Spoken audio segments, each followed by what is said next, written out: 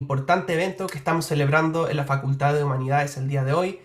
Primero que todo saludamos a nuestras autoridades, a la decana Cristina Moyano que nos saluda, que nos acompaña el día de hoy en la inauguración de este ciclo de charlas magistrales del programa interdisciplinario de investigación experimental en comunicación y cognición. Saludamos también a la doctora Roxana Orrego, directora de vinculación con el medio de la facultad, así como también a diferentes colegas, académicos, amigos y profesionales que nos acompañan el día de hoy en este importante evento.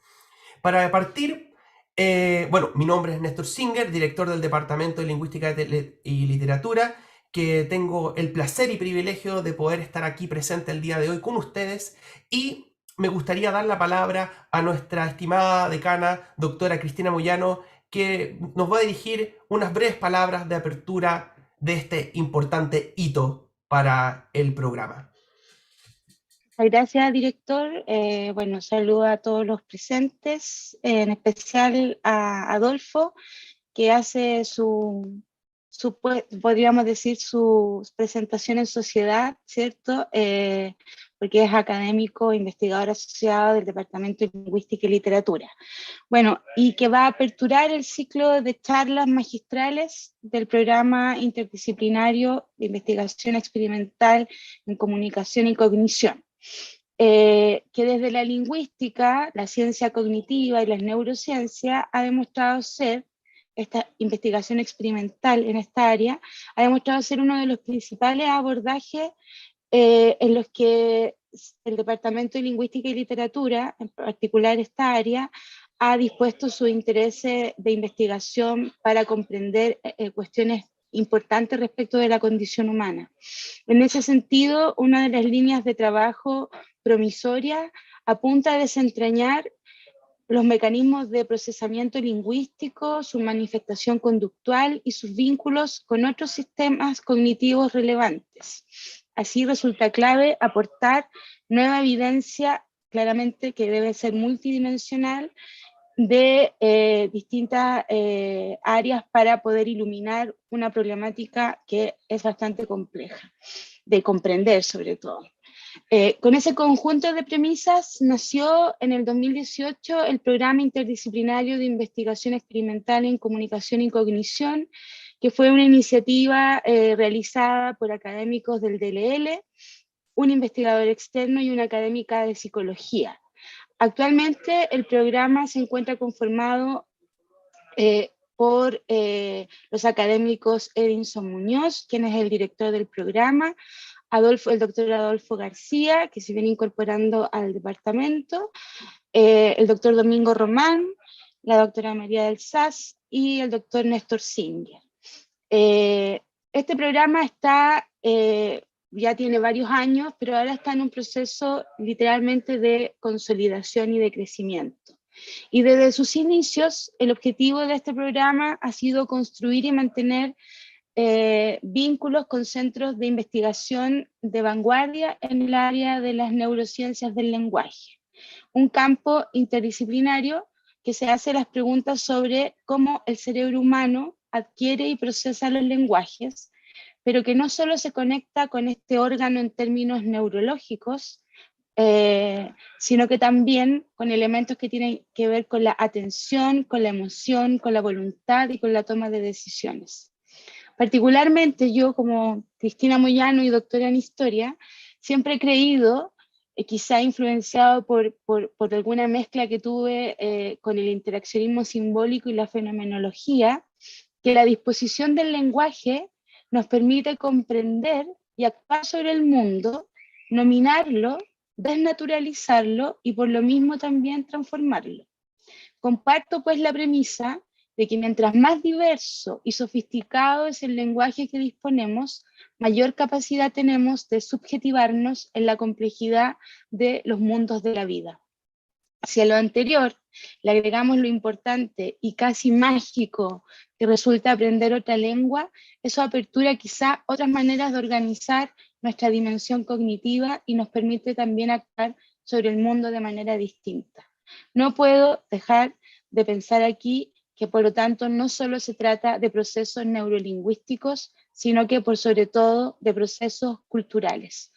Pero no quiero desviarme a los temas en los que yo sí me manejo, porque de la neurolingüística hace muy poco, excepto lo que logré investigar para esta presentación y algunos papers que hojeé de Adolfo, nuestro conferencista, es que la creación de este programa ha permitido desarrollar distintas colaboraciones que se han traducido en decenas de publicaciones de alto impacto en el área, que han involucrado a investigadores de diferentes instituciones internacionales y de diferentes especialidades, lingüistas, psicólogos experimentales, neurólogos, neurocientíficos, estadísticos, traductores, fonetistas, entre otros.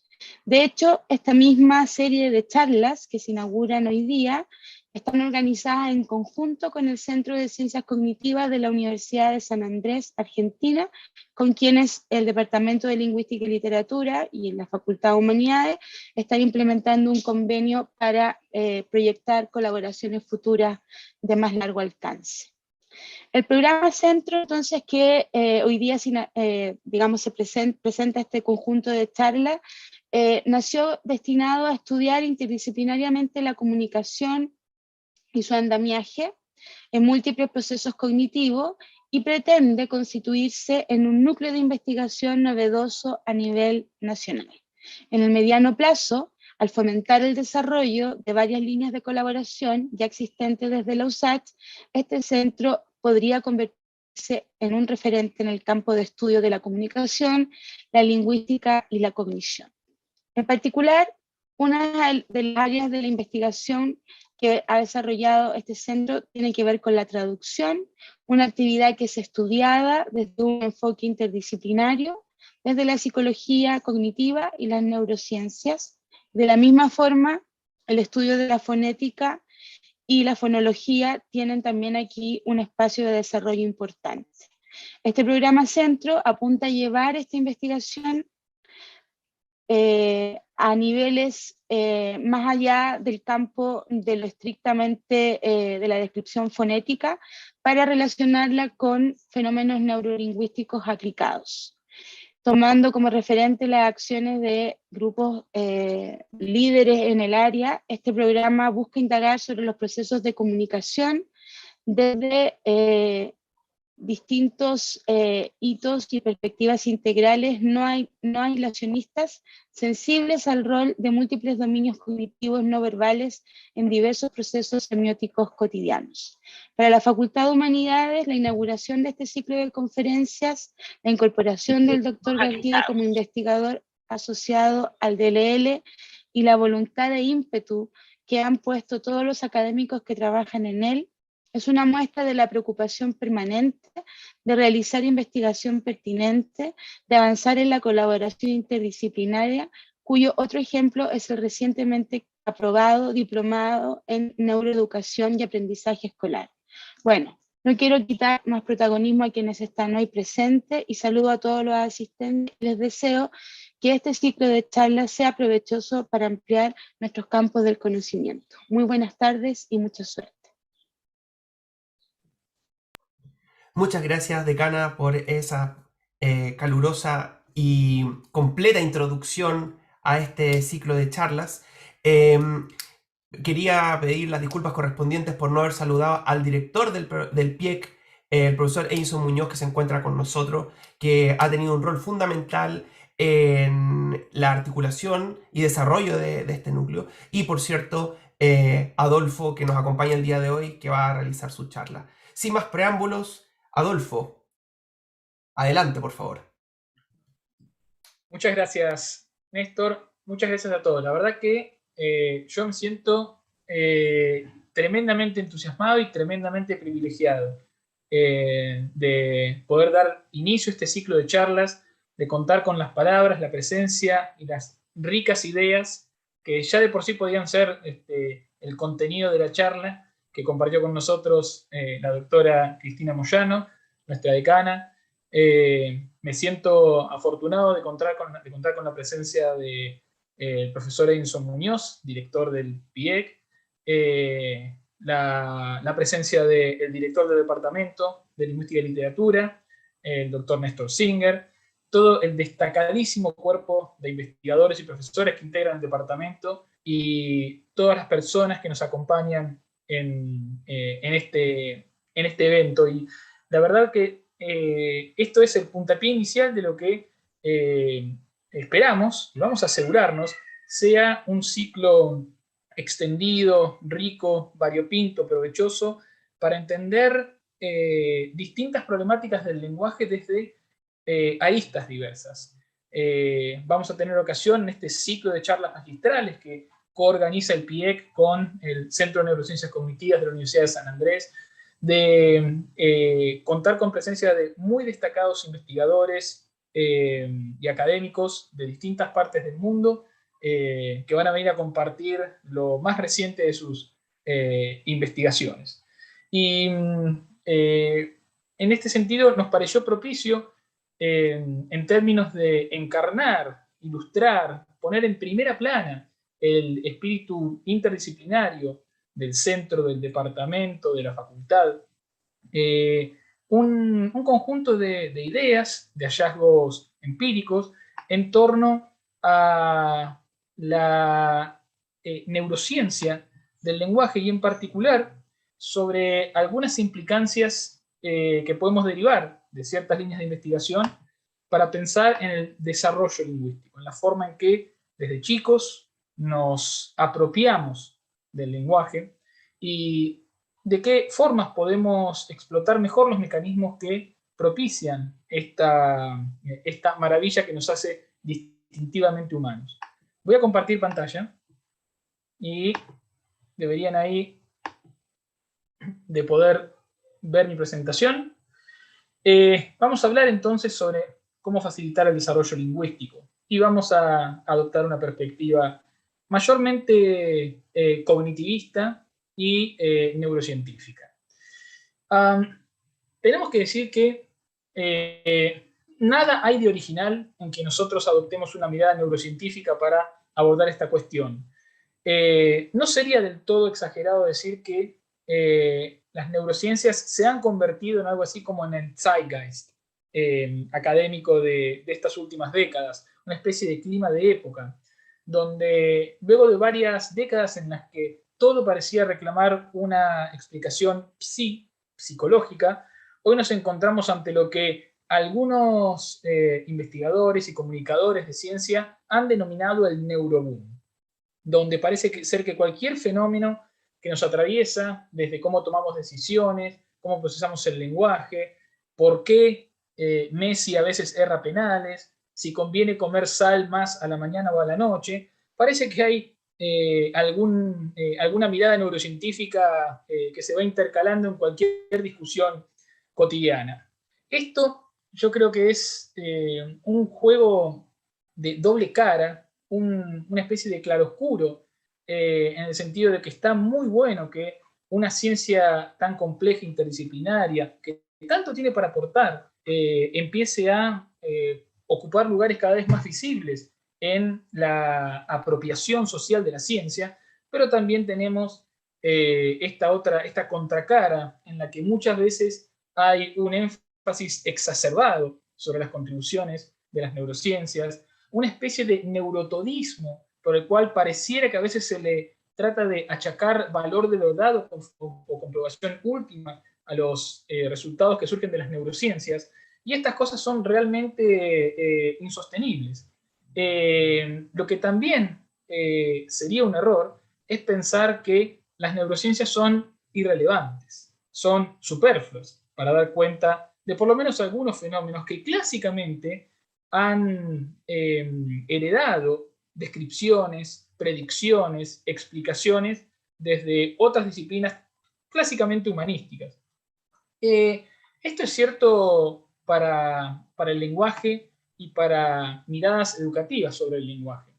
Dentro de este neuroboom en el que nos encontramos, por supuesto, la educación también forma parte de esta eclosión, y nos encontramos incluso con un incipiente campo que se ha dado en llamar neuroeducación, si bien responde más a exaptaciones de resultados de campos diversos que algo que sea genuinamente un espacio disciplinar en sentido propio, pero nos encontramos aquí ante un campo, o por lo menos un conjunto de investigaciones que sinérgicamente tienen cosas para decirnos sobre la forma en que distintas prácticas educativas en el sentido amplio, no solamente de la escolarización, sino también de la forma en que en la socialización primaria que supone la familia, podrían promover o ir en contra de los modos óptimos que nuestro organismo pone en juego para incorporar habilidades lingüísticas. Ahora, lo que me interesa resaltar, a riesgo de repetirme, es que no tenemos que confundirnos. Adoptar una mirada neurocientífica o cognitivista para dar cuenta de algunos puntos en la conversación de hoy, no admite ni pretende sostener ningún tipo de reduccionismo. El lenguaje, si algo podemos decir de él, es que es un fenómeno multidimensional.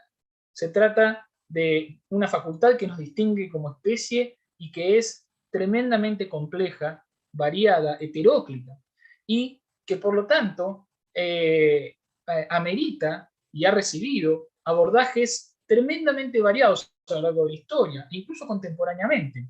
Uno puede abordar preguntas, problemáticas, desafíos en torno al lenguaje, su adquisición, su comprensión, su producción, incluso sus disfunciones desde distintas perspectivas. Uno puede adoptar miradas filosóficas dentro de lo que llamaríamos la filosofía del lenguaje, miradas sociológicas dentro de lo que llamamos sociolingüística, miradas historicistas dentro de la lingüística histórica.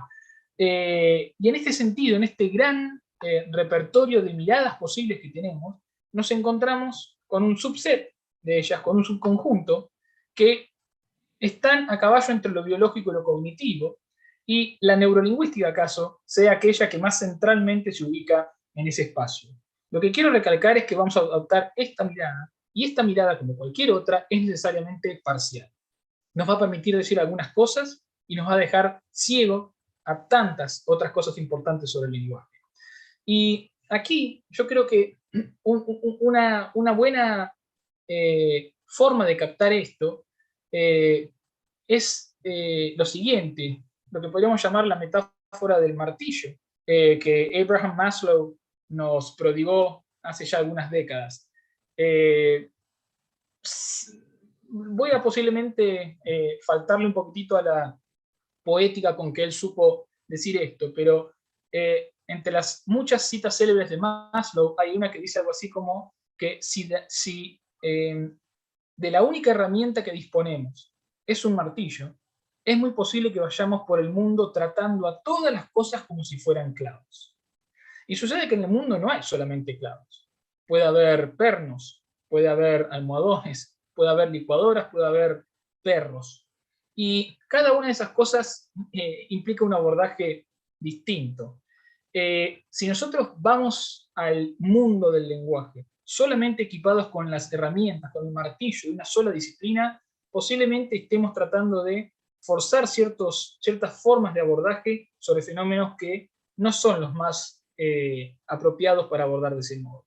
Por eso, creo que tenemos por un lado que entender que las neurociencias, la ciencia cognitiva, no son una herramienta pluripotente que nos permite resolver todo, pero también tenemos que entender que pensar lo contrario y creer que no hay nada que estas disciplinas puedan darnos es una miopía de igual alcance. Entonces, bajo esta idea, yo lo que querría hacer hoy es simplemente recorrer algunos hallazgos con implicancias educativas en torno al lenguaje. Hallazgos que surgen de la ciencia cognitiva y de las neurociencias cognitivas, ¿no? Vamos a ver primero algunos resultados interesantes sobre el interjuego entre las pantallas a las que nos exponemos cotidianamente, el cerebro y el desarrollo lingüístico. Vamos a ver en una segunda instancia estudios interesantes sobre cómo el uso de ciertas tecnologías, como el teclado, impactan en la forma en que podemos recuperar o acceder a información lingüística en entornos educativos. Vamos a hablar también sobre la noción de aprendizajes embebidos. En particular, cómo podemos potenciar ciertas capacidades lingüísticas embebiendo su práctica en macrohabilidades que las suponen, pero que no se ciñen exclusivamente a ellas. Y por último, vamos a recorrer algunos resultados sobre los vínculos entre el lenguaje y el movimiento, y vamos a ver cómo de esta línea de investigación surgen también ideas que podrían inspirar, creemos, innovaciones didácticas o, mejor dicho, pedagógicas. Comencemos entonces hablando en primer término sobre vínculos entre tecnología, cerebro y lenguaje. Cuando uno piensa en cuáles son las fuentes mediante las cuales accedemos al lenguaje desde que nacemos, nos vamos a encontrar con distintas formas de hacerlo. Pero ese recorrido tiene una historia larga. Siempre el avance del lenguaje ha ido de la mano del avance de la tecnología, de los usos del lenguaje han ido de la mano de los desarrollos tecnológicos. En algún momento, con la emergencia de la escritura, la capacidad de imprimir caracteres en superficies sólidas, nuestras capacidades lingüísticas pudieron desligarse del aquí y el ahora. Antes de la irrupción de la escritura, las comunidades estaban destinadas a comunicarse verbalmente solo en proximidad espacio-temporal, para que lo que uno decía pudiera ser percibido por el oído del interlocutor. La escritura de repente habilitó la remoción espacio-temporal. Al ya no depender del canal oral exclusivamente, los mensajes se podían compartir a lo largo de territorios muy diseminados sin que el emisor y el receptor de ese mensaje estuvieran en un mismo espacio o en un mismo momento. Luego, con el devenir de la imprenta, esto se masificó y de repente esos mensajes escritos ya no estaban ceñidos a las pocas personas que tenían acceso a ellos, sino que se convirtió en un patrimonio cultural, no sin sesgos, por supuesto, pero en algo tremendamente escalado y escalable.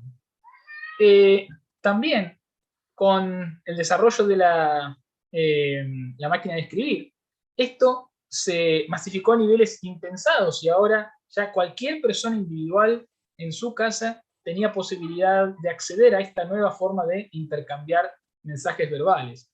Si damos un salto nuevo en la historia, vemos que el teléfono de repente hizo que esta posibilidad de estar distanciados espacialmente no fuera óbice para que nos comunicáramos mediante el lenguaje, sí, pero incluso para que lo hiciéramos oralmente. Y asimismo, el grabador nos permitió que esos mensajes orales que ya no dependían de la cohabitación en el mismo lugar, tampoco dependieran de estar en el mismo momento. Entonces, fíjense cómo la tecnología a lo largo del tiempo ha ido signando, amplificando, tal vez sesgando de algún modo, las formas en que podíamos acceder a información mediante esta semiótica exclusivamente humana que es el lenguaje. Ahora, lo interesante es que estas tecnologías, ¿no?, constantemente han moldeado las manifestaciones y los usos del lenguaje. ¿Y cuál es el escenario de por hoy? Hoy estamos en un escenario en el que todas esas tecnologías de algún modo están presentes, pero nos vemos signado por pantallas, por dispositivos digitales, por computadoras. Trátese de laptops, de celulares, de computadoras de escritorio, de pantallas de plasma, de tablets, de consolas de videojuegos y otros dispositivos de cuya presencia muchas veces ni siquiera estamos al tanto en nuestra cotidianeidad, signan básicamente cómo nos movemos y cómo nos comunicamos. Y esto trae aparejado algunas particularidades. Hace algunas décadas, y no tenemos que ir unos miles de años atrás, la exposición temprana al lenguaje dependía básicamente de la familia inmediata. Papá, mamá, abuelos, tíos, hermanos, algún vecino ocasional, algún amigo que aparecía. Pero de repente, y sobre todo en las últimas décadas, la televisión ha surgido como un elemento adicional para la exposición lingüística de los bebés y de los niños a lo largo de distintos periodos de su infancia y su niñez. Hay quien ha apuntado que un factor determinante para el desarrollo óptimo de habilidades lingüísticas es la cantidad de input lingüístico, la cantidad de lenguaje a la que un niño está expuesto. ¿Habrán escuchado acaso esta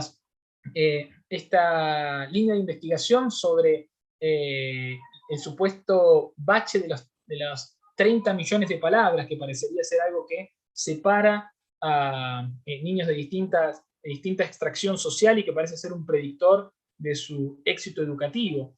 Y más allá de que esa línea de investigación es muy criticable por muchos motivos, ha dado pie a esta idea más bien cuantitativa, en la cual la fuente de la información lingüística queda oscurecida.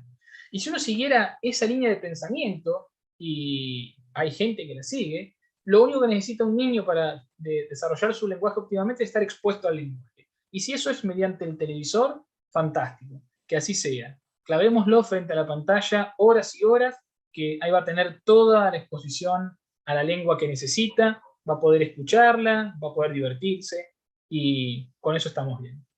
Ahora, acá es donde la ciencia tiene algunas cosas para aportar. Un estudio publicado hace unos pocos años en una de las principales revistas de pediatría del mundo, JAMA Pediatrics, realizó una investigación inédita en la cual se evaluó la relación que había entre exposición a pantallas en la primera infancia y la integridad de distintos tractos estructurales del cerebro que son muy importantes para el desarrollo del lenguaje y de la alfabetización en general. Y lo que se encontró fue que, tomando en cuenta el tiempo total de exposición diario a pantallas, esto es contando televisor, computadoras, tablets, teléfonos, de los niños, y midiendo por otro lado la integridad de distintos tractos cerebrales, uno encuentra asociaciones significativas y negativas. ¿Qué es esto? A mayor tiempo de exposición a pantallas en la primera infancia, menor es la integridad de tractos como el fascículo arqueado o arcuato, el fascículo longitudinal inferior y el fascículo uncinado. Estos son manojos de fibras de larga distancia que conectan regiones cerebrales remotas y que propician su diálogo y su interacción en la cognición cotidiana, particularmente en lo que tiene que ver con el desarrollo del lenguaje, la capacidad de conectar sistemas receptivos y productivos del lenguaje, y también de integrar esa información con otras facultades cognitivas como funciones ejecutivas y habilidades atencionales. Esto es evidencia fuerte a favor de vamos a decir, en contra de esta visión ciega a la fuente, y que creo que nos pone en un escenario de toma de decisión como educadores, como padres, acaso.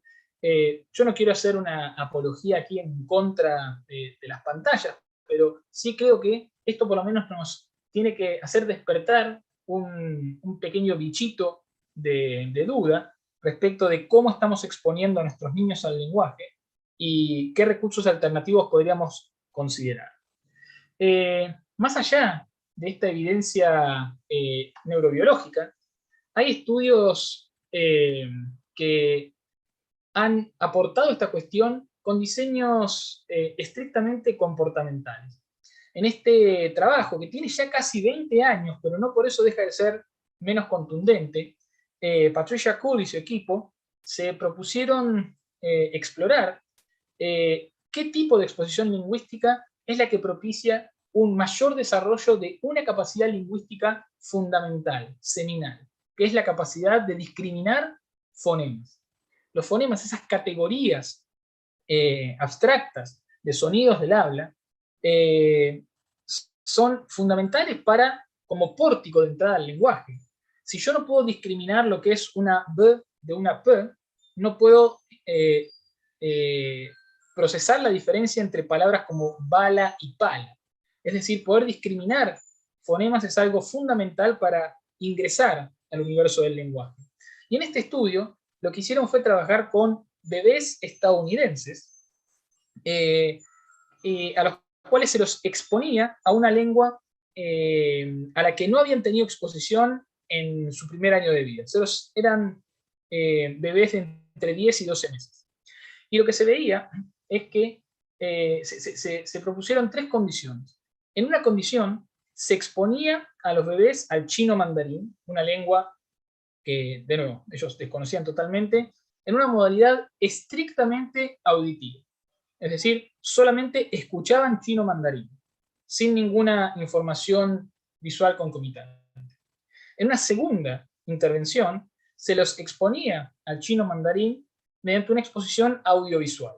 Esto es pantallas, ¿sí? Televisor, audio y video, pero removida esa situación de la capacidad de interactuar dinámicamente con un otro presente. Y la tercera intervención era exposición al chino mandarín in situ con una persona, con una profe que mostraba imágenes y hablaba chino mandarín en una situación social, real, compartida e interactiva.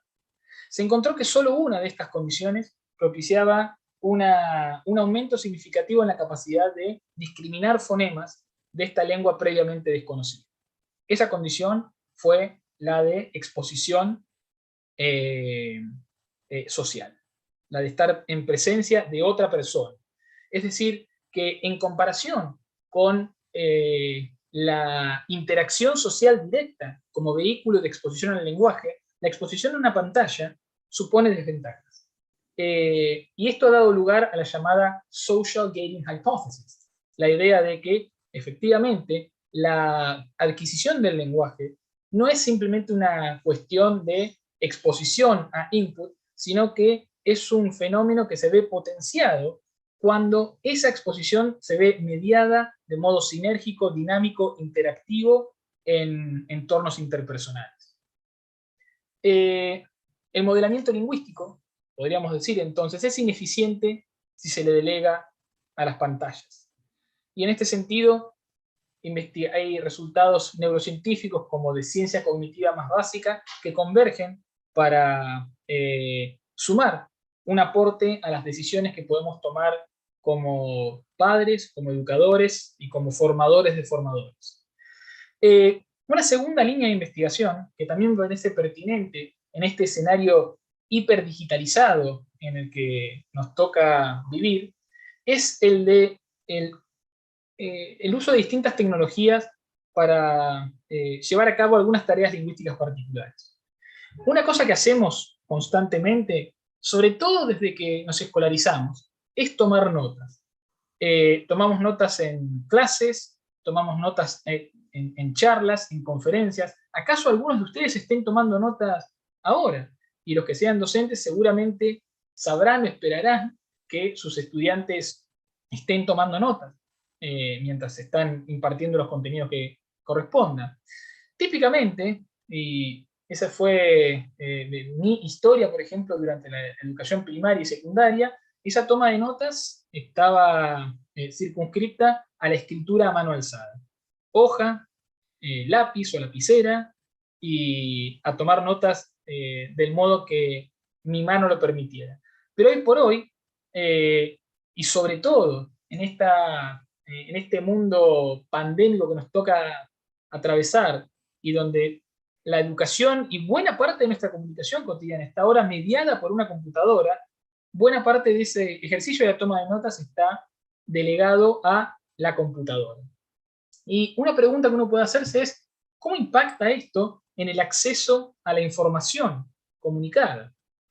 Y esta pregunta fue abordada en una serie de estudios, el primero de los cuales es este que les voy a comentar, de Müller y Oppenheimer, en el cual hicieron lo siguiente. formaron dos grupos de participantes, estudiantes universitarios, sanos, y a ambos les hicieron ver charlas TED. Seguramente han visto estas charlas, generalmente son breves, de unos 5 minutos, donde oradores destacados en sus disciplinas hacen diseminación, divulgación científica, con charlas que están muy ensayadas, muy preparadas. Y básicamente se les hacía ver estos videos y se les pedía a ambos grupos que tomaran notas durante la charla para que después pudieran hacer uso de ellas. A un grupo se le pidió que tomaran nota a mano alzada, con hoja y con una lapicera, y al otro grupo se les pidió que tomaran notas utilizando una laptop, básicamente. Lo que se encontró fue lo siguiente: cuando uno veía qué tan extensas eran las tomas de notas, uno encontraba que se habían tomado más notas utilizando la laptop que utilizando nuestras propias manos, digamos, ¿no? Y lo segundo que uno observaba era que la cantidad de información captada palabra a palabra, la cantidad de transcripciones verbatim, era mucho mayor en la laptop que a mano alzada. Lo interesante aquí es que cuando después de este ejercicio se les hacen preguntas de comprensión sobre el contenido de las charlas que dieron a ambos grupos, se encuentra que los que tomaron nota a mano alzada tienen una ventaja significativa, sobre todo para comprender información de alta densidad conceptual. Y esto es interesante y a uno lo hace pensar en por qué podía darse esto. Y una explicación que uno podría dar, no es la única, pero creo que es atendible, es la siguiente. Mecánicamente, cuando escribimos en la computadora, la escritura al teclado es una actividad bimanual, ¿no? Disponemos de dos miembros, dos efectores, las manos, y generalmente utilizamos entre 6 y 10 dedos para escribir. Todos los patrones de escritura tienen el mismo gesto manual, hay que bajar un dedo para presionar una tecla, y eso nos permite, nos da una gran velocidad. Escribimos mucho más rápido al teclado que a mano alzada. En estudios de nuestro grupo, de hecho, hemos mostrado que la velocidad de escritura en el teclado puede duplicar o aún triplicar la que uno alcanza escribiendo a mano alzada. Entonces, ante esta velocidad, uno se ve tentado de escribir tanto como uno pueda de lo mismo que está escuchando. En cambio, dado que la escritura a mano alzada, actividad unimanual, en la cual cada letra tiene un patrón de movimiento específico, algunos de los cuales son mucho más costosos y lentos, nos ralentiza, no nos permite seguir el tren de la oralidad para escribir todo. Y esa discrepancia entre la velocidad del habla del orador y de nuestra capacidad de tomar notas nos obliga a sintetizar, nos obliga a resumir, nos obliga a pensar en símbolos, en conceptos, en abreviaturas, en recursos que permitan encapsular información. Nos obligan, por decirlo brevemente, a procesar la información a un nivel un poco más profundo, con mayor ejercicio de sistemas semánticos y conceptuales, en aras de poder tener notas utilizables luego.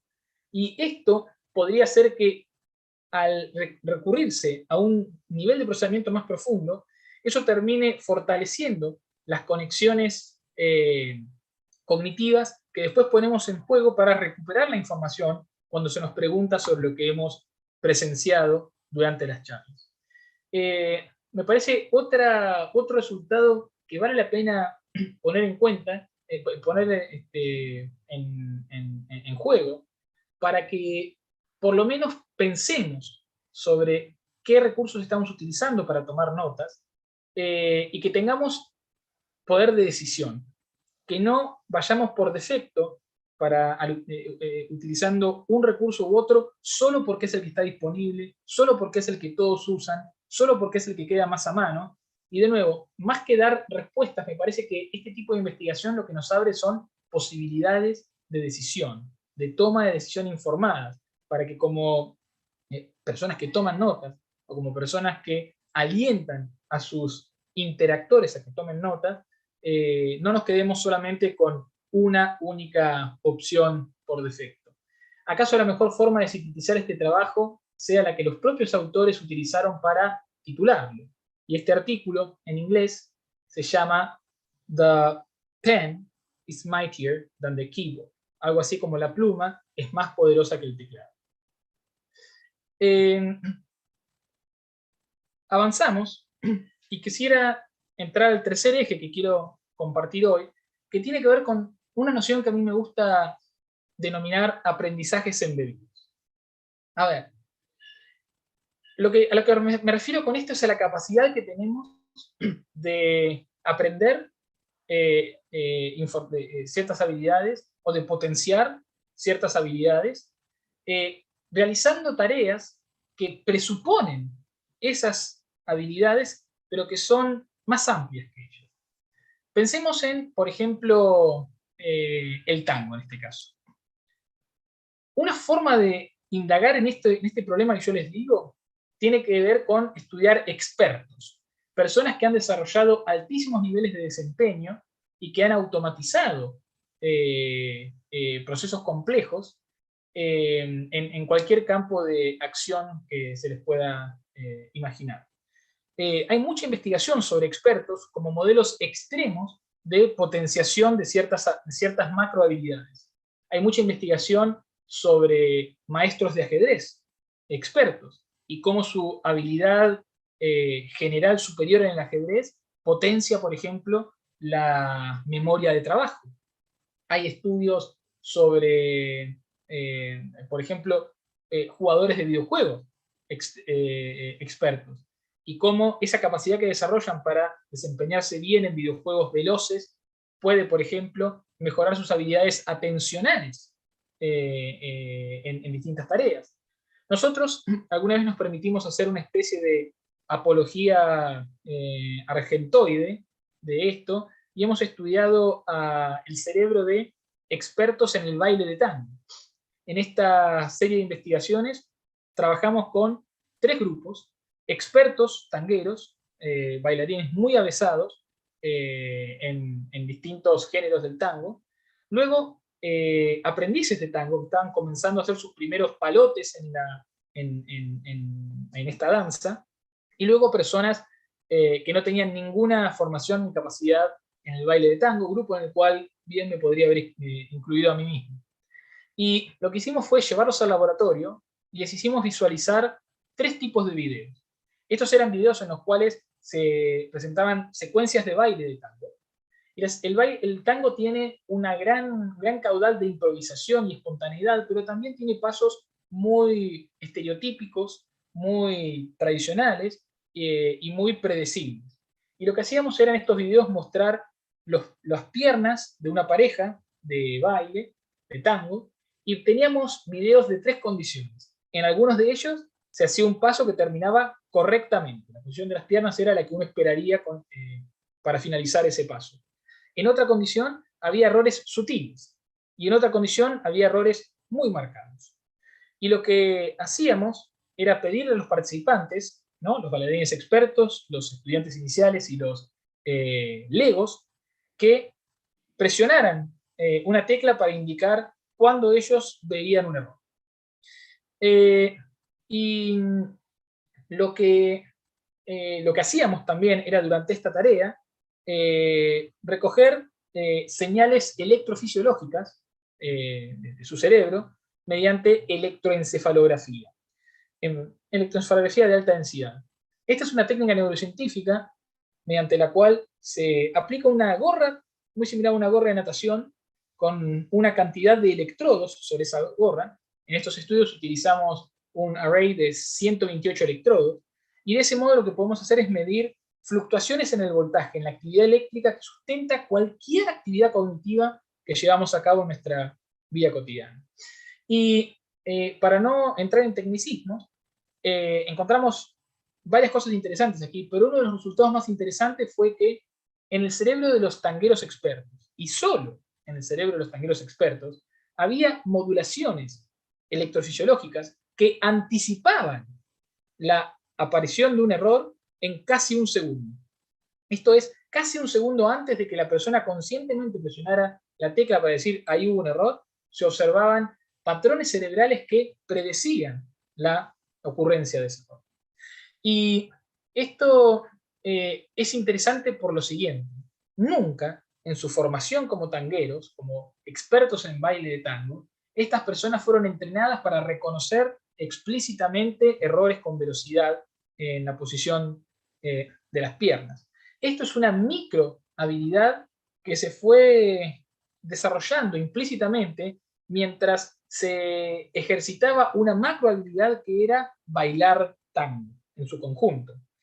Esta idea encuentra un parangón en el mundo lingüístico en un modelo de procesamiento experto que es el que nos ofrecen los intérpretes simultáneos. Los intérpretes simultáneos bien pueden considerarse un modelo de procesamiento bilingüe experto. Como seguramente muchos sabrán y habrán tenido oportunidad de presenciar, la interpretación simultánea es una tarea de reformulación interlingüística muy compleja. En conferencias, por ejemplo, van a encontrarse con personas, los intérpretes simultáneos, que están escuchando al orador que está hablando en una lengua, digamos en inglés, y al mismo tiempo que ese orador está hablando en inglés, estas personas van interpretando, van produciendo en otra lengua, digamos español, lo que el orador va diciendo. Pero claro, cuando el orador dijo la primera frase y el intérprete está diciendo, traduciendo, interpretando esa frase al español, el orador sigue hablando. Entonces, durante la producción de esta frase en español, está a su vez escuchando y procesando y comprendiendo una frase en inglés. Esto es una tarea cognitiva de lo más arduo que se puedan imaginar. Se la considera una de las tareas más exigentes en términos cognitivos, de las que uno pueda advertir hoy por hoy en escenarios profesionales. Tanto es así que las asociaciones profesionales recomiendan que no se trabaje en turnos de más de 20 o 25 minutos y que ahí se haga un descanso, por lo tremendamente exigente que es esta tarea. Y nosotros hemos comenzado a trabajar en el estudio de esta población para ver si la capacidad que desarrollan para ser buenos intérpretes de conferencia también se ramifica, también se percola hacia otras microhabilidades que permitan su potenciación. Hay una linda línea de investigación al respecto, por suerte, con distintos grupos trabajando en ello. En este grupo de Suiza, por ejemplo, Hervé Adelman y colaboradores observaron que en el cerebro de intérpretes simultáneos, en comparación con el de multilingües que no son intérpretes, se observa un mayor grosor cortical en regiones que son muy importantes para el procesamiento lingüístico como para el procesamiento ejecutivo. Algunas de estas regiones son fundamentales para el procesamiento léxico-semántico, como por ejemplo la circunvolución angular y la circunvolución temporal superior. Nosotros hemos realizado revisiones sistemáticas de la literatura al respecto. En este último trabajo que ven abajo, publicado hace un par de años en Bilingualism, Language and Cognition, hicimos una síntesis de toda la evidencia que había hasta el momento al respecto. Y además de eso, hemos hecho nuestros propios estudios experimentales al respecto. Y una cosa que hemos hecho es la primera investigación sistemática sobre las capacidades de procesamiento léxico en intérpretes simultáneos. Y aquí lo que encontramos fue lo siguiente: comparamos a intérpretes profesionales de conferencia con bilingües no intérpretes. Para que sigan aquí las siglas, PSI, esto es la sigla en inglés para intérprete simultáneo profesional, y NIB es la sigla en inglés para bilingüe no intérprete.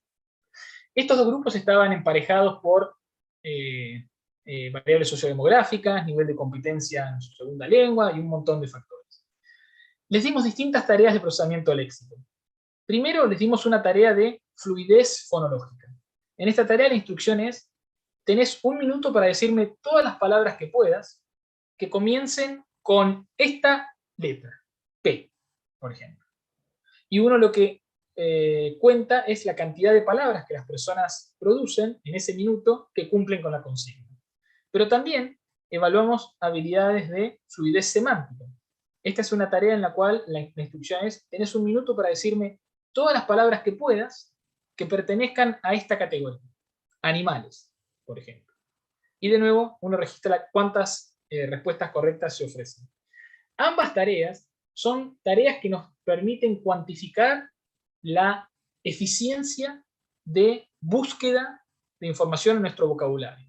Son medidas de nuestra capacidad, nuestra eficiencia para navegar nuestro vocabulario, las palabras que conocemos. La primera, sobre nuestra capacidad para navegarlo mediante pistas o claves fonológicas. La segunda, para hacerlo mediante pistas o criterios semánticos. Lo que encontramos es que en ambas tareas, los intérpretes simultáneos tenían un desempeño significativamente mejor que los bilingües no intérpretes. Eran significativamente más eficientes para encontrar rápidamente palabras que cumplieran con ese criterio de búsqueda determinado por la consigna. También medimos la eficiencia en la traducción de palabras. En esta tarea les presentamos una palabra en español y tenían que traducirla en inglés, y luego una tarea en inglés y tenían una palabra en inglés y tenían que traducirla en español. Digo una, pero en realidad eran centenares. Y lo que ven aquí, en el eje Y de este gráfico, es el tiempo de respuesta. ¿Cuánto tiempo tardaban las personas para producir esas palabras? Ven aquí que también hubo una diferencia significativa, mediante la cual los intérpretes tienen resultados, como pueden ver aquí, más abajo. Esto significa que respondían más velozmente. Los intérpretes tardaban significativamente menos tiempo en encontrar los equivalentes de traducción de las palabras que les daban. Y luego evaluamos una tarea de denominación de imágenes. Esto es muy sencillo: yo te presento un dibujo y vos tenés que decirme qué es lo que ves en ese dibujo, cómo se llama. El nombre de una botella, ves una botella, tenés que decir botella. Ves un perro, tenés que decir perro. Y lo que encontramos es que no había diferencias en la velocidad de procesamiento entre los intérpretes y los bilingües. Y también les dimos una tarea de lectura de palabras. Presentamos una palabra escrita en pantalla, tenés que leerla en la misma lengua tan pronto como puedas. Y lo que encontramos es que tampoco hay diferencias. ¿Qué nos indica esto? Que lo interesante es lo siguiente: los intérpretes nunca en su formación profesional tuvieron clases o práctica sistemática para mejorar su fluidez fonológica, encontrar palabras rápidamente que cumplan con un criterio fonológico. Nunca recibieron un minuto de clases o de práctica para mejorar su fluidez semántica, para entrenarse en encontrar rápidamente un montón de palabras que cumplan con un criterio semántico. Tampoco se los entrenó en una especie de gimnasio para que traduzcan más rápido, para que sean más rápidos para producir palabras en tareas de traducción. Lo interesante es que estas tres microhabilidades, ¿no? Vamos a decir, navegar el vocabulario rápidamente a nivel fonológico o semántico, o encontrar un equivalente de una palabra en otra lengua, son microhabilidades que están presupuestas por el ejercicio de la interpretación simultánea. Son cosas que un intérprete tiene que desarrollar para desenvolverse bien en su profesión, pero que nunca son objeto de práctica explícita. Esto es una forma de aprendizaje embebido. Son habilidades que uno adquiere de modo tácito cuando su atención consciente está puesta en una macrohabilidad, en este caso, cómo interpretar mejor. Creo que aquí podemos también derivar una implicancia didáctica, que es que uno puede convertir este hallazgo en una idea para generar actividades. Perfectamente uno podría pensar en tareas que ponen el foco explícito de lo que se le pide al alumno que haga en una macro habilidad, pero que encierran en sí mismas, como precondición, como peldaño para poder hacerlas, ciertas microhabilidades que son nuestro objeto de enseñanza, que son nuestra unidad de trabajo. Y de este modo uno puede promover una potenciación de ciertas habilidades lingüísticas a modo implícito. Y esta es una de las formas en que la evidencia de investigación primaria, empírica, en este caso sobre un modelo de experticia bilingüe, puede informar decisiones a nivel educativo, sobre el lenguaje en particular. Lo último que querría comentar tiene que ver sobre los vínculos entre el lenguaje y el movimiento. Y uno, tal vez, si sigue las corrientes lingüísticas clásicas, se va a encontrar con que con distintas terminologías, distintas estructuras, distintos esquemas, distintos axiomas y presupuestos, suele haber un acuerdo en que el lenguaje tiene un montón de niveles. Es un conjunto de niveles o sistemas o estratos según donde uno se quiere parar. Ahora, donde no hay mucho acuerdo es en cómo se articulan esos niveles y cómo se articulan esos niveles con otros sistemas que no son específicamente lingüísticos. Una mirada modularista de la cognición diría, por ejemplo, que el lenguaje es un sistema encapsulado que tiene especificidad de dominio y que su estructura interna y su forma de funcionamiento no tiene nada que ver y no está determinada por lo que sucede en otros sistemas cognitivos. El lenguaje está en su propia burbujita, funcionando como le toca funcionar, y lo que sucede en otros sistemas cognitivos, como puede ser sistemas afectivos o sistemas perceptuales o sistemas motores, nada tiene que ver con esa estructura interna de la información lingüística. Pero es así esto. ¿Será nuestra mente un conjunto de módulos aislados y autónomos que computan información abstracta? Desde hace ya muchas décadas ha surgido una mirada que se enfrenta a este presupuesto, y es lo que llamamos la mirada corporizada. La corriente de la cognición corporizada, en inglés Embodied Cognition, sostiene que la cognición de alto nivel, nuestras capacidades de categorización, procesamiento conceptual, lingüístico, se enraizan en redes que sustentan la experiencia sensoriomotriz. Hay mucha evidencia al respecto. Déjenme poner un caso testigo. Imagínense que ustedes están bailando. Están moviendo sus piernas, sus brazos, de modos dinámicos. Para hacerlo, están poniendo en juego un conjunto de mecanismos cerebrales que podríamos llamar las redes motoras del cerebro, que tienen jugadores centrales en la corteza, sobre todo la corteza motora primaria, la corteza premotora, la corteza motora suplementaria. También tiene jugadores importantes en los ganglios de la base, el núcleo caudado, el putamen y otras estructuras basales, y también el cerebelo. Estas estructuras son responsables de nuestra capacidad para aprender, iniciar, ejecutar, monitorear y coordinar movimientos corporales, desde cosas complejas como bailar hasta cosas sencillas como mover un dedo o pestañear. Y lo que es interesante es que cuando uno ve qué pasa en el cerebro durante el procesamiento de palabras, verbos en este caso, que aluden a movimientos corporales, palabras como patear, o lanzar, o besar, unidades léxicas que evocan, que denotan partes, movimientos del cuerpo, uno encuentra patrones aumentados de activación en los mismos circuitos cerebrales que participan de la ejecución física de esos movimientos. Y más aún, hay evidencia, controversial, pero hay evidencia, de que por lo menos en algunos casos, esta activación puede ser somatotópica. Palabra compleja, pero significa lo siguiente.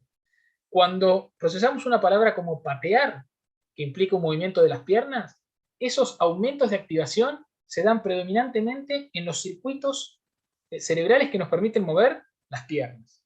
Cuando uno procesa una palabra como lanzar, que alude al movimiento de las manos, esos patrones de activación aumentada en el cerebro se dan sobre todo en aquellas porciones de la corteza motora que nos permiten mover las manos.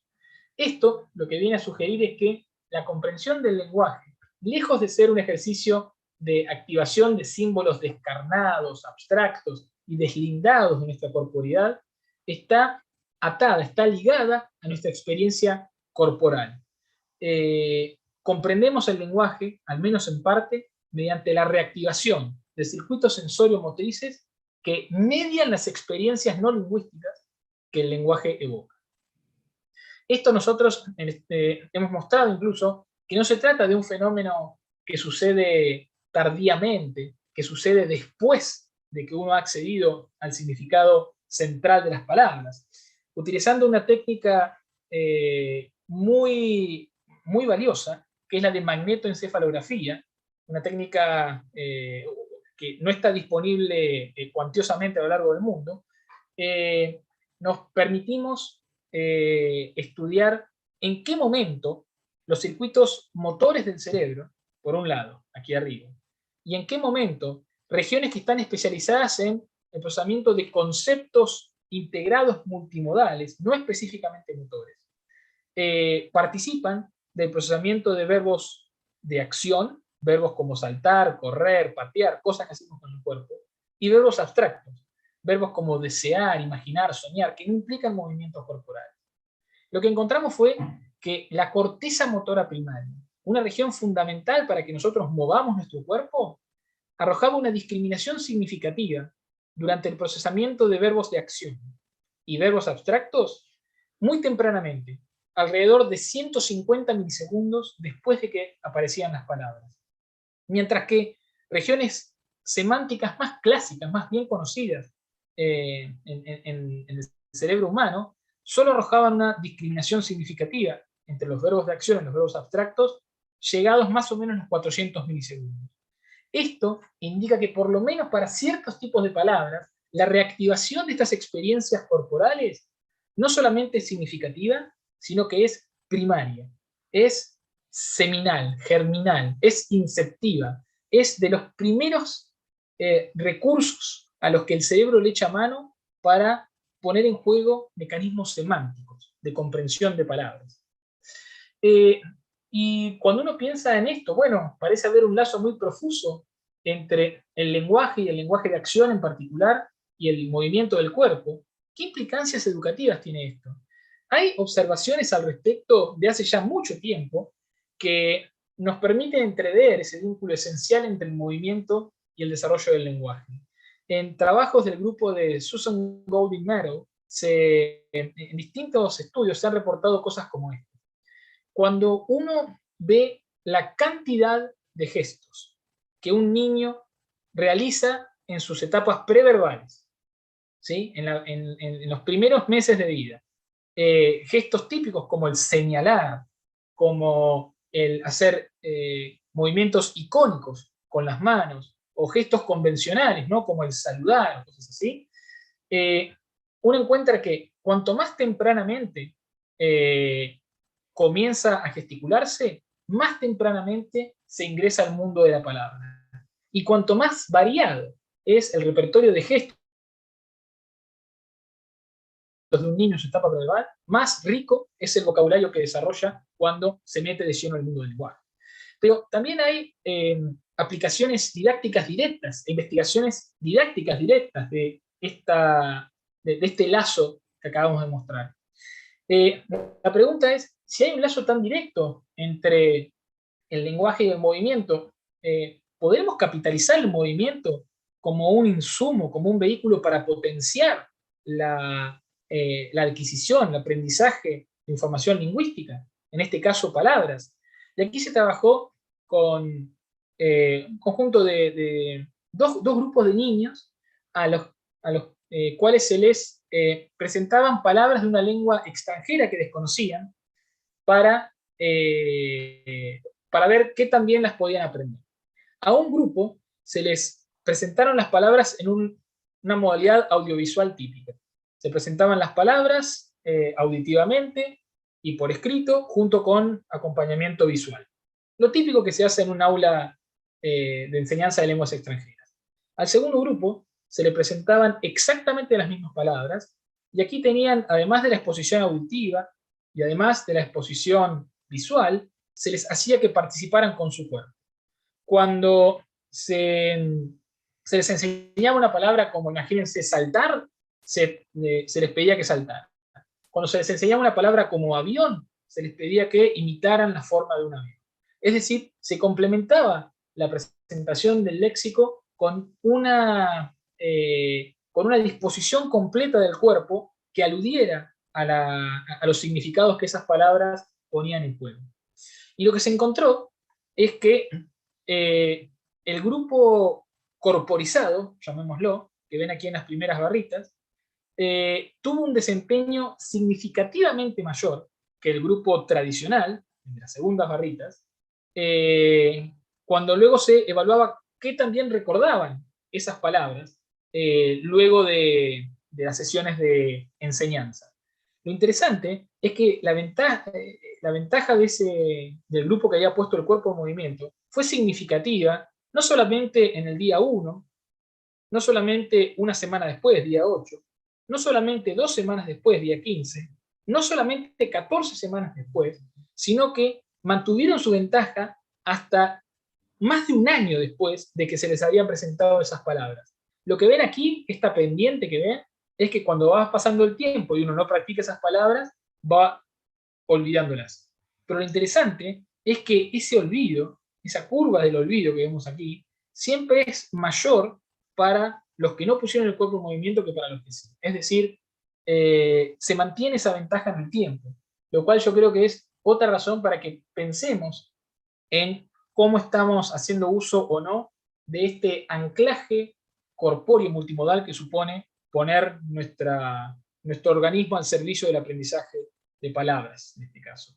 Esto, en estos estudios se ha mostrado, viene acompañados de patrones de activación cerebral diferencial. Y nosotros, en un estudio que hicimos con colegas de Australia, llevamos esto a una versión más naturalista, más ecológica. Trabajamos en este estudio con niños que presentaban dislexia.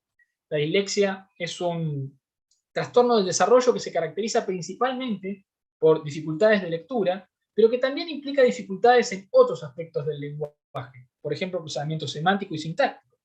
Hay quienes proponen que esto se debe a que, dado que para los chicos disléxicos la lectura es más forzosa y por eso les cuesta más leer y por eso también tienden a evitar leer, esa privación del estímulo que supone la letra escrita termina desfavoreciendo el desarrollo óptimo de sus sistemas lingüísticos a nivel general.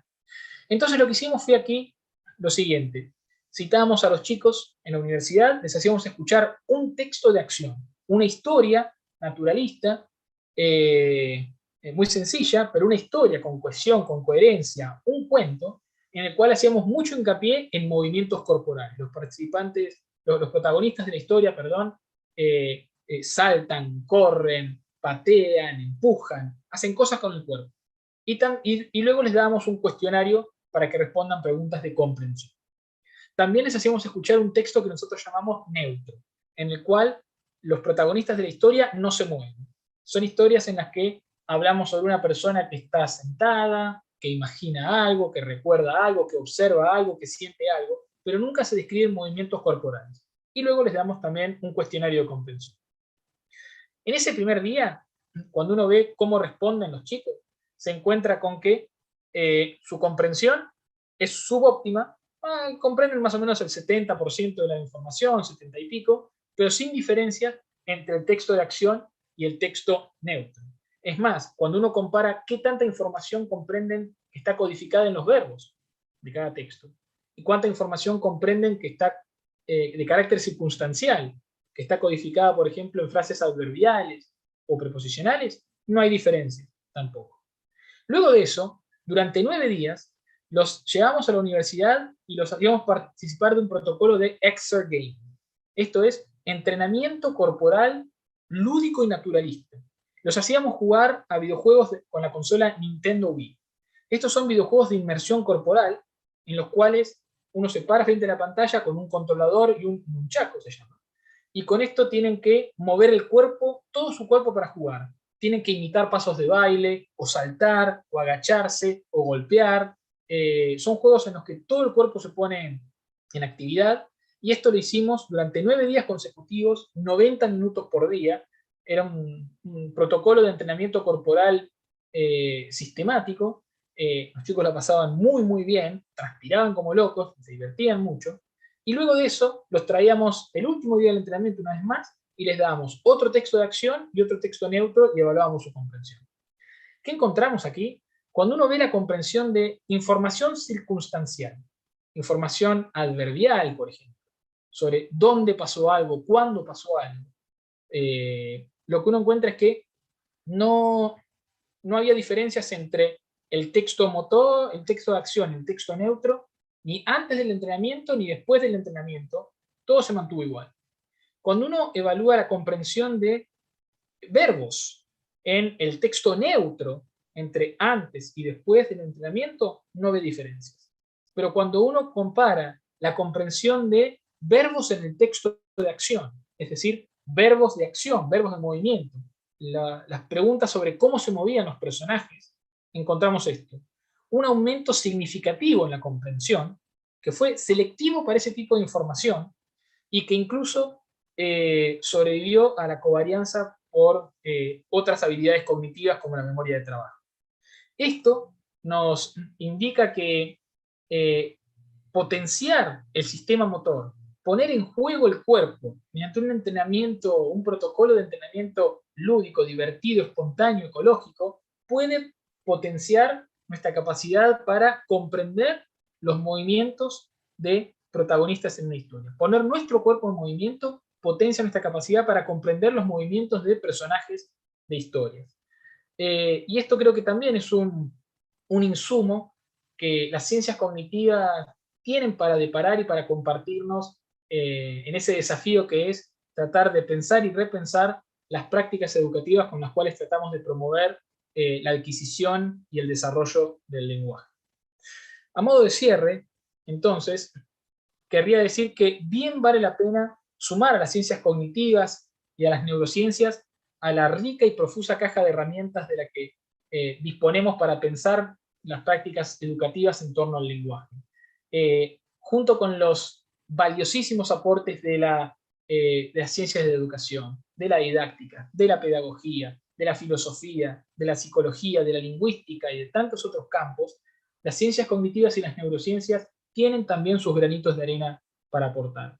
Por lo menos, creo que tenemos suficiente tela para cortar en torno a 4 posibles implicancias educativas que tienen que ver sobre el impacto que las pantallas pueden tener sobre las redes cerebrales que sustentan nuestras capacidades lingüísticas, sobre el impacto que el uso de ciertas tecnologías, como el teclado, pueden tener en nuestra capacidad para comprender y recuperar información lingüística en entornos educativos, para imaginarnos formas en las que podríamos hacer uso de esta capacidad que el cerebro tiene para desarrollar aprendizajes embebidos o implícitos y revertir eso, o más que revertirlo, dar vuelta la lógica y convertir esa función en un insumo para pensar nuevas actividades que nos permitan esconder, enmascarar microhabilidades que queremos potenciar en macrohabilidades que las suponen.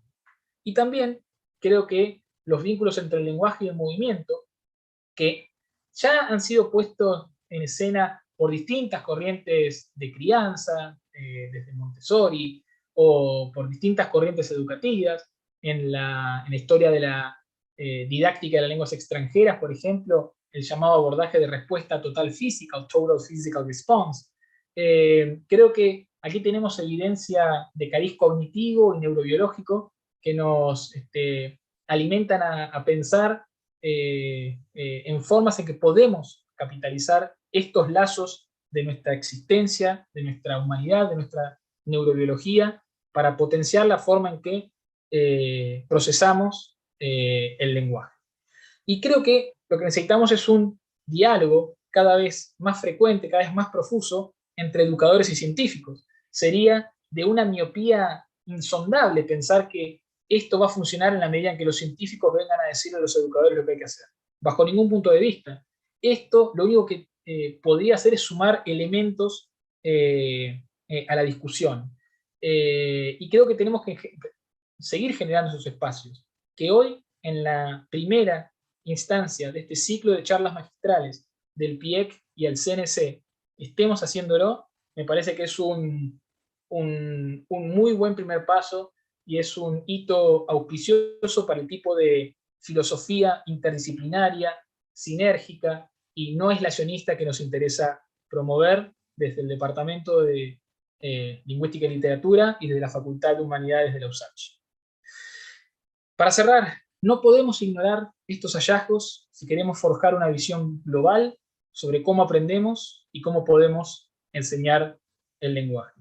Y estemos hoy aquí reunidos, espero que sea un pequeño empujoncito para que vayamos transitando estos caminos en conjunto. Muchas gracias por su atención. Quedo abierto a cualquier pregunta o consulta que tenga. Muchas gracias, Adolfo, por esa tremenda presentación, muy muy interesante. Damos entonces el paso a unos minutos a que los panelistas que nos acompañan el día de hoy puedan hacer algunas preguntas respecto a esta ponencia que ha realizado el doctor García. Decana, por favor.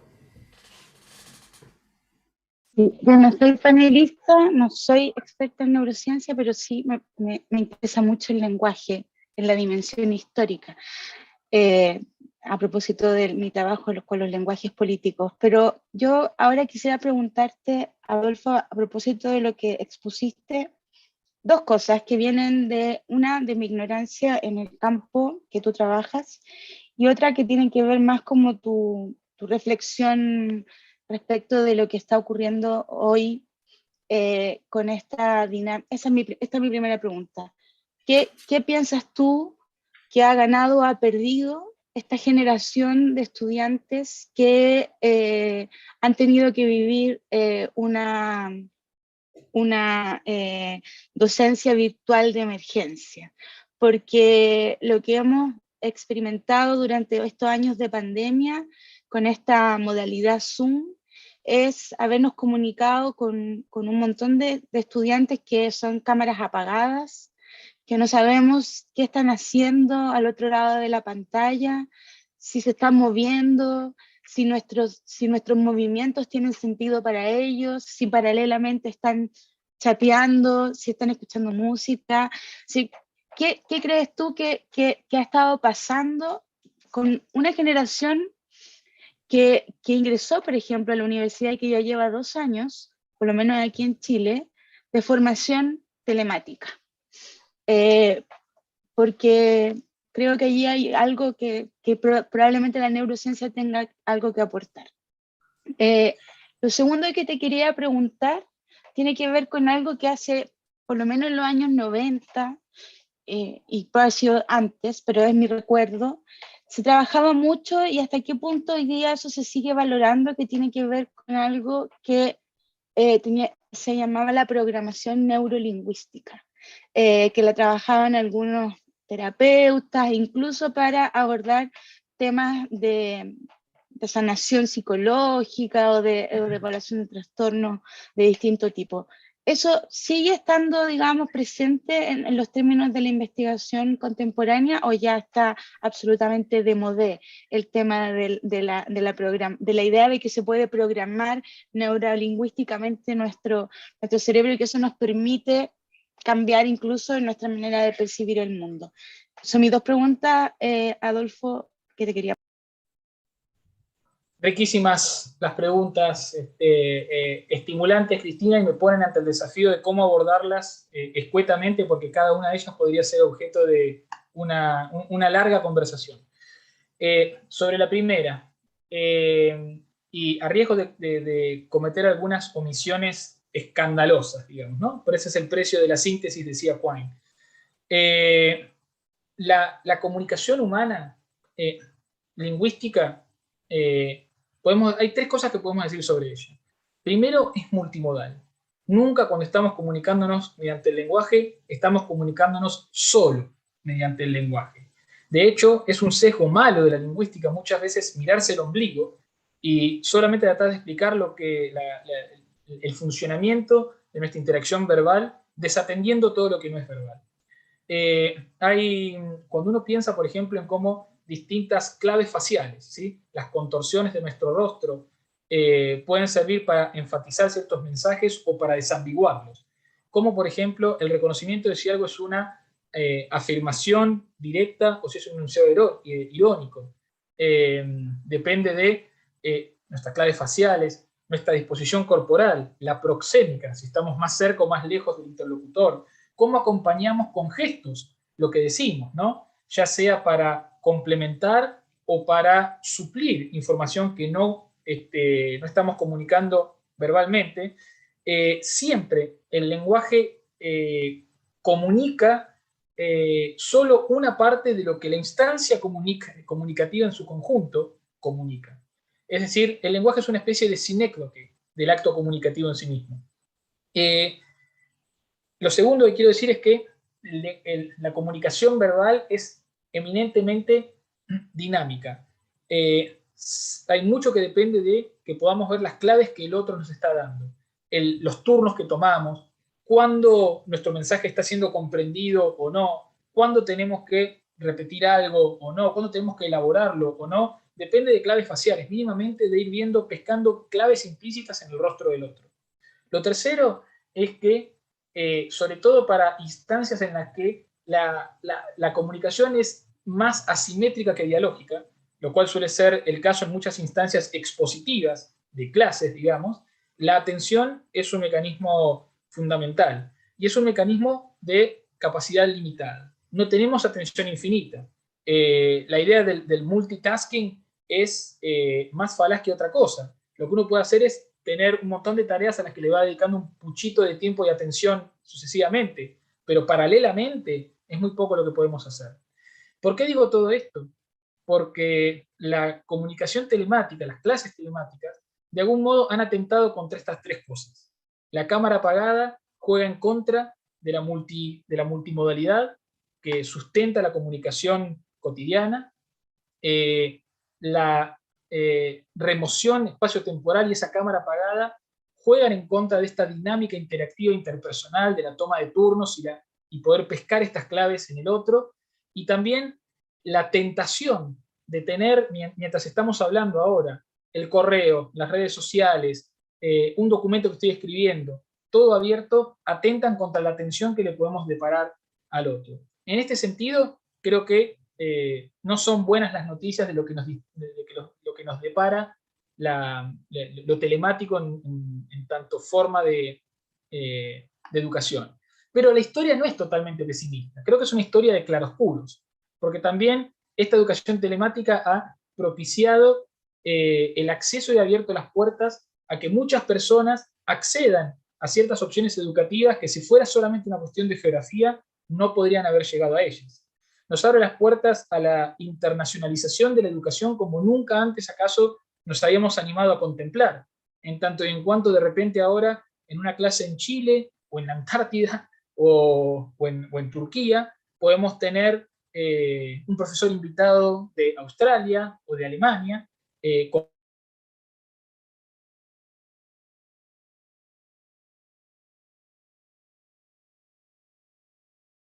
¿Adolfo? Se nos cayó el conferencista.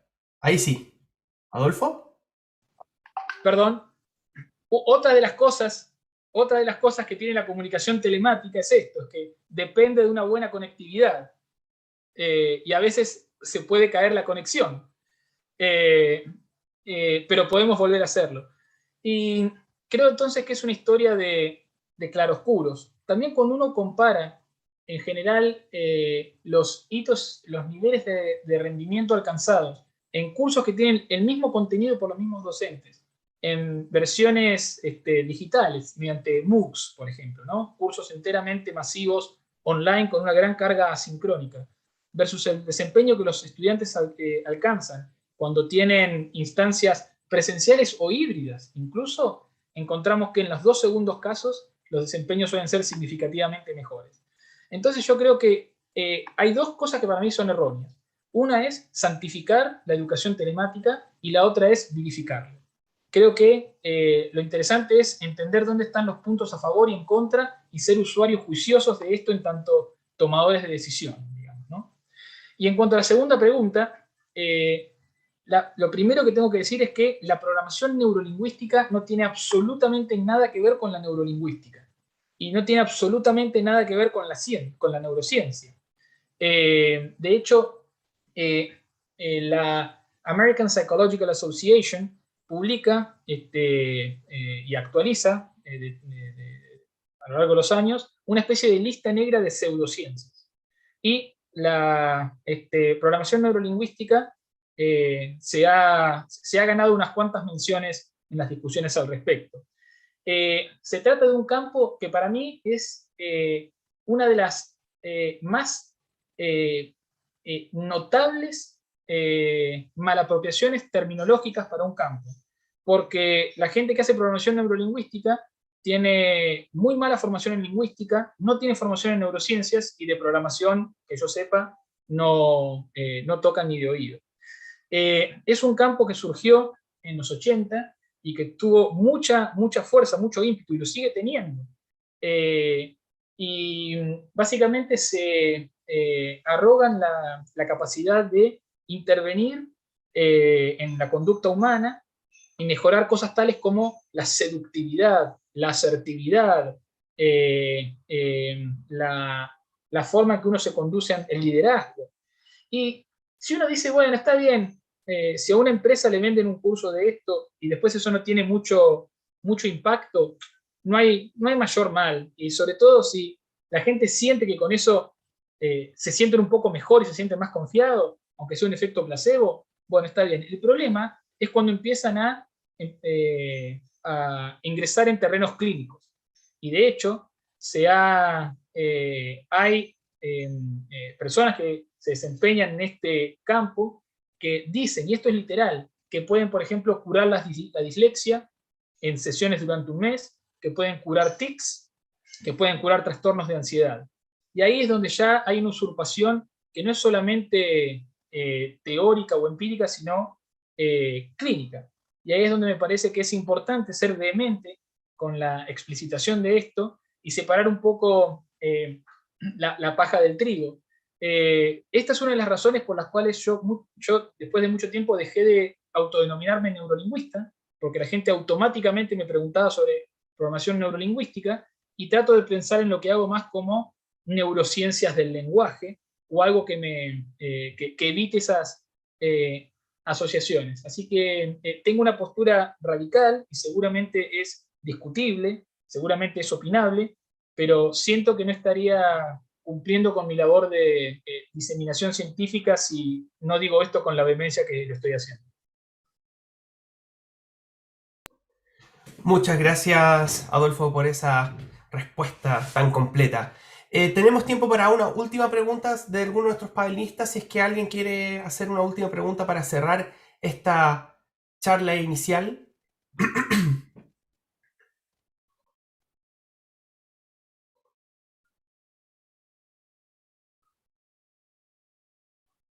¿No? ¿No tenemos ningún otro espacio?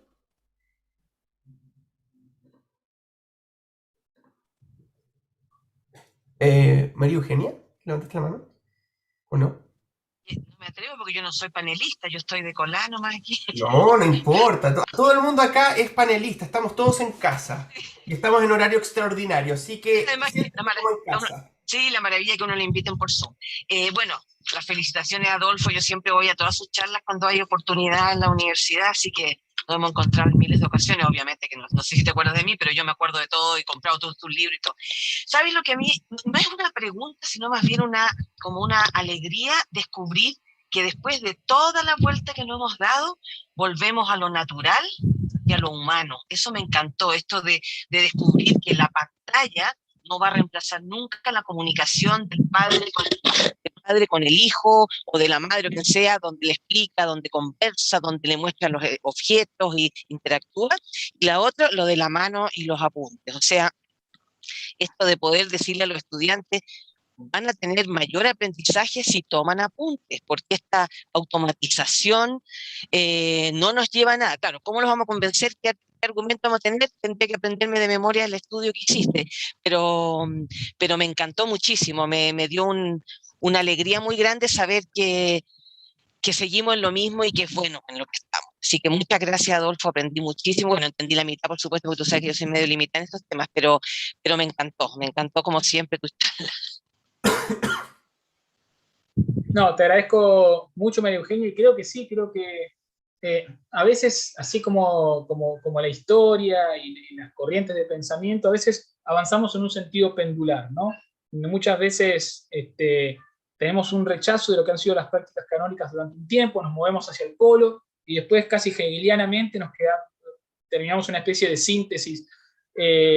Y yo creo que hay algo muy bueno en esto de recuperar el valor que tienen las prácticas más tradicionales, más clásicas, pero de nuevo, no es porque la tecnología sea mala o perniciosa en sí, sino porque fuera de su justa medida, acaso no sea el mejor vehículo que tenemos para propiciar ciertas experiencias. Alguna vez algún docente a mí me dijo, y me quedó grabado a fuego, que los estudiantes aprenden a pesar de sus maestros. Y yo creo que tenemos que ponernos una vara más alta. Creo que aunque el cerebro sea lo suficientemente plástico, ducho, maleable y vivaracho para poder desarrollarse y potenciarse independientemente de qué tan óptimo o no sean los estímulos y las experiencias a que lo exponemos, tenemos que conocer esta evidencia para tomar mejores decisiones. Y de nuevo, no es porque este campo en particular tenga las respuestas, es porque los granitos de arena que tiene para aportar seríamos muy estrechos si no los sumamos al escenario y a la mesa de discusión.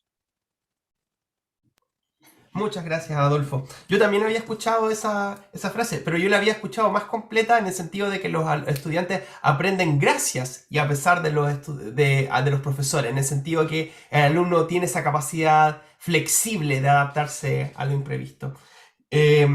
Bueno, con esta última intervención, Adolfo, te agradecemos de sobremanera este primer espacio, esta inauguración de este ciclo de charlas que vamos a estar realizando durante todo el 2022, donde vamos a tener panelistas de alto nivel discutiendo temas que están relacionados con esto.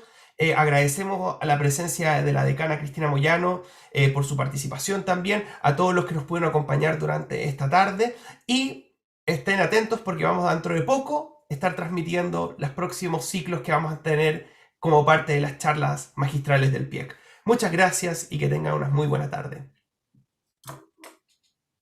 Gracias a todos.